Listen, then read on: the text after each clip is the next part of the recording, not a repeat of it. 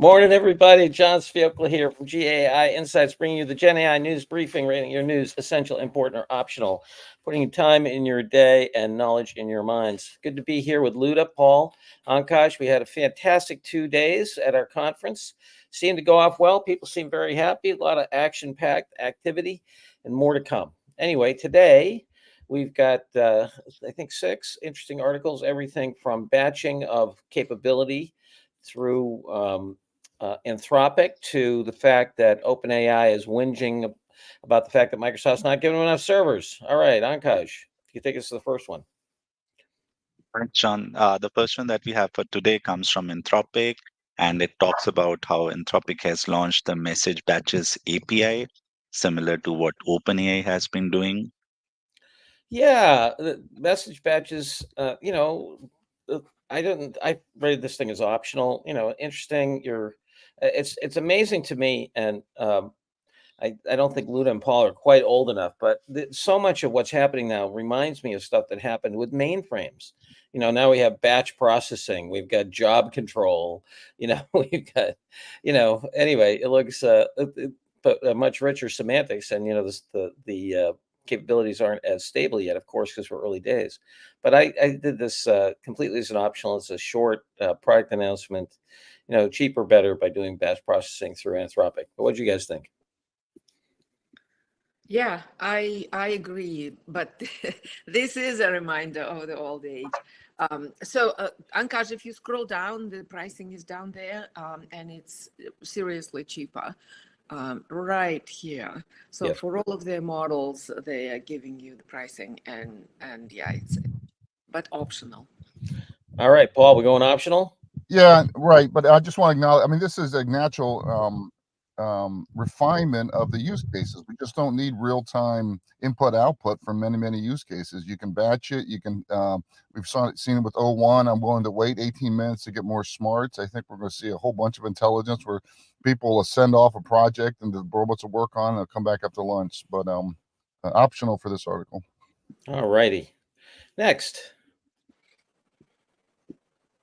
Okay, the next one comes from OpenAI and Microsoft, and it talks about how OpenAI is mulling setting up its own data centers as Microsoft hasn't been able to provide them the compute at fast enough pace. Just before I get into this, I had to laugh when I saw in some of the news reports about Hinton winning the Nobel Prize. One of the things he said is he was happy that one of his students had a hand in firing Sam Altman. So here we are, back to Sam Altman whinging about Microsoft. Yeah, let's see. What do you think about this, Paul? Yeah, I think this is optional. This is inside baseball. These are two siblings that are, love-hate relationship with. I mean, we're certainly seeing more and more indications that they're growing apart. But I think this is a non-issue for our AI leader. Yeah, I think. Oh, go ahead, Luda. Sorry. Yeah, totally optional. I think they're fighting sometimes openly, sometimes not. So, but yeah, optional. Yeah, I think it's really interesting. I was talking to somebody at Microsoft that was saying, what some people aren't paying attention to is that this whole effort in AI is really making Microsoft a much more capital intensive business, whether it's doing things like 3 Mile Island or buying servers. And this is about, servers and access and which ones are going to, be rented to OpenAI and so forth. So it's very interesting. The dynamics of that business are changing radically. And, they have such a fantastic business in search only. But anyway, I'm sorry, software only. All right, optional is Ankash.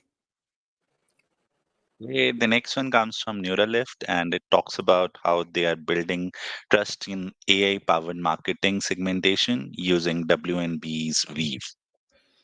What do you think here, Luda? I think it's optional also, but it's an interesting use case where so essentially things are coming together, different tools are coming together to make the applications much stronger. So Neuralift is segmenting customer data. But in this case, again, Ankash, if you scroll down, you will see the bubble chart. So this is how Neuralift is segmenting the market for a B2C. When people sign up for a particular promotion or the like, they're trying to put them according to their tastes. And Weights and Biases is an ops platform that allows Neuralift quite a bit of access to the background of this data and validation and the like. So it's a use case, and it's an interesting use case, but probably optional for the AI leader. Yeah, I was coming in at optional too, but I was on the borderline of important just because, as Paul, as you were saying, hey, we're getting new kinds of use cases and so forth. Here we've got, this is enriching the dimensions that a marketer cares about. How much can I trust it? How do I think about the segments? Where's the data from, and so forth, right? But it is a product announcement in an area that's highly competed. I will say that if we'd seen the same article 6 months ago, it would have been essential. That's how much the market is maturing. True, it's really maturation, right, of the stack. It's happening as we speak, and this is one example. Yeah, absolutely. And it was such a pleasure to have Pete Blackshaw at our event yesterday. And Pete, is just a super human, but also a brilliant guy in terms of marketing, and how all this will start to interact with as Paul, you've written about the death of SEO, or the SEO bloodbath rather, not the death of it. And it's going to be really interesting to see how the answer economy beats the search economy or interacts with the search economy. All right, Ankaj, optional next. We're heading for a no-hitter. All right.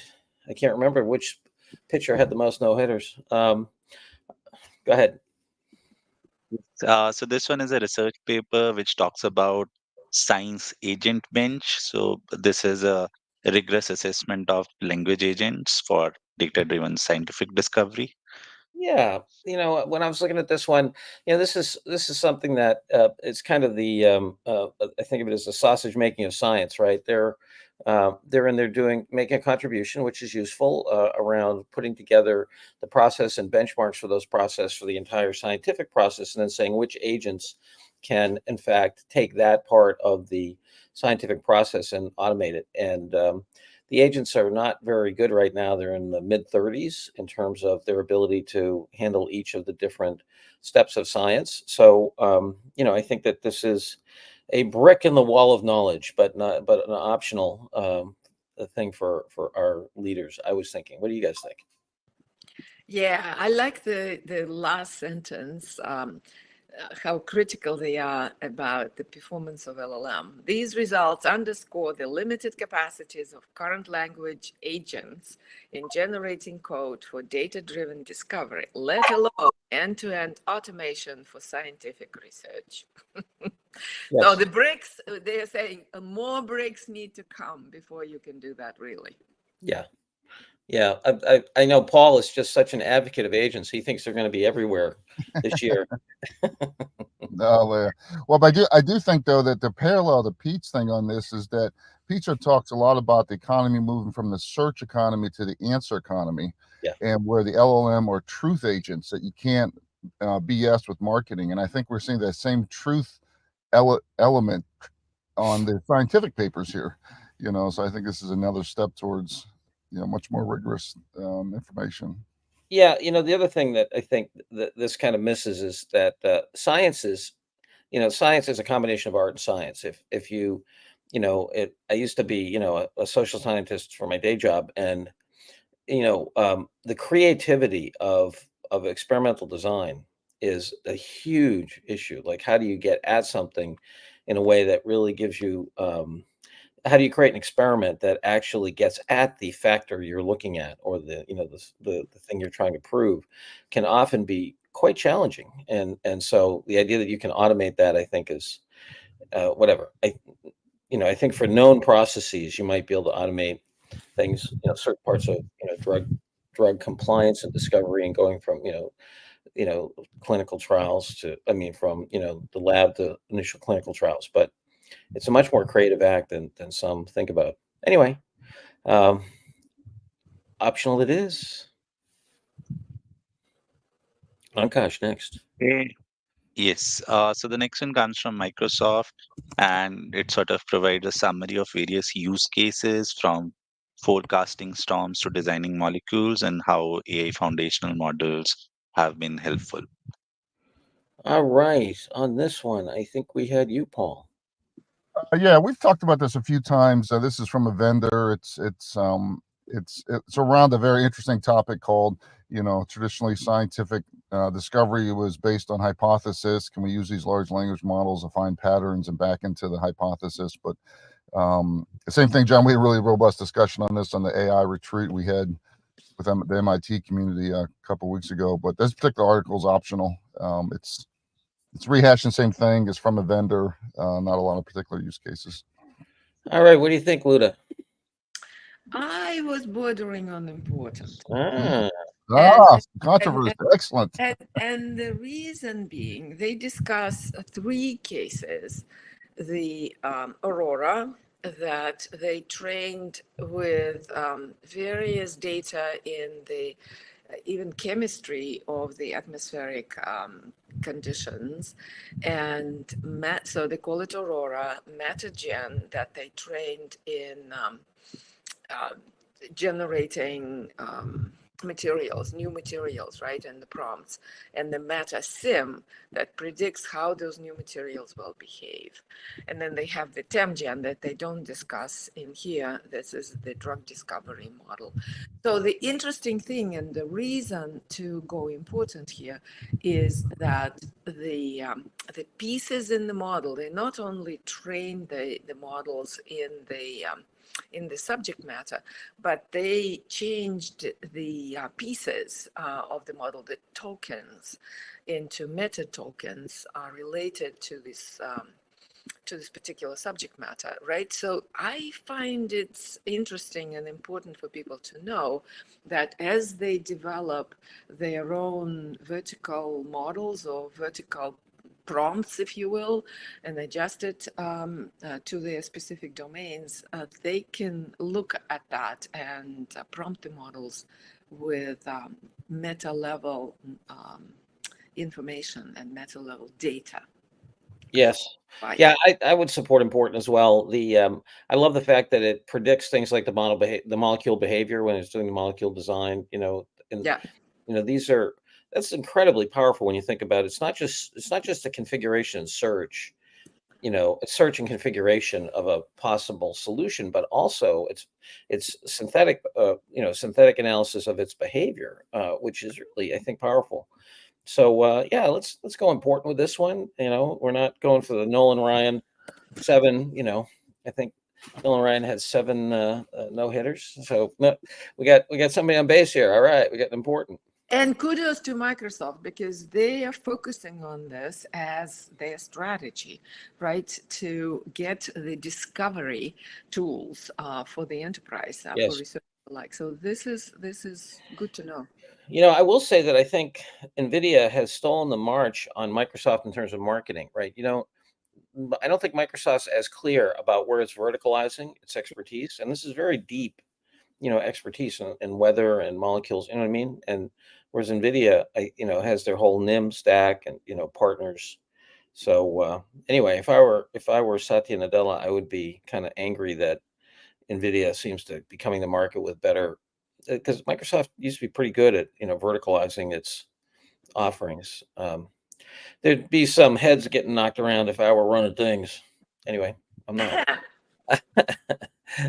Well, but John, you got to remember our stock value's up $1 trillion plus market cap. So, we're all sitting on stock that's worth a lot more than we ever imagined 3 years ago.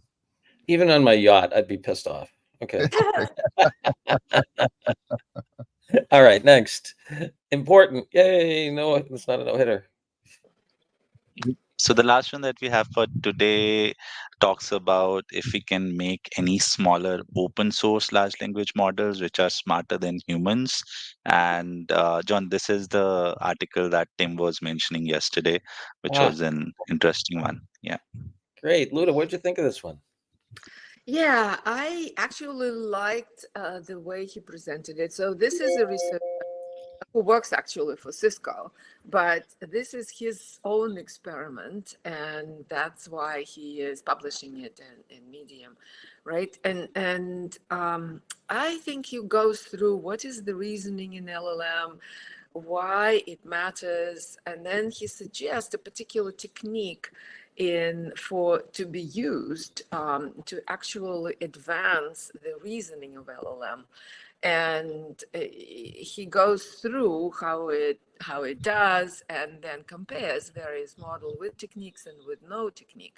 So this is fascinating. And if Ankaj, you can scroll to yellow and blue bar graph down there, page 3 or something, you will see that the blue is his technique, and it's actually a prompt, right? So the power of these techniques is worth mentioning. So I was bordering on important here.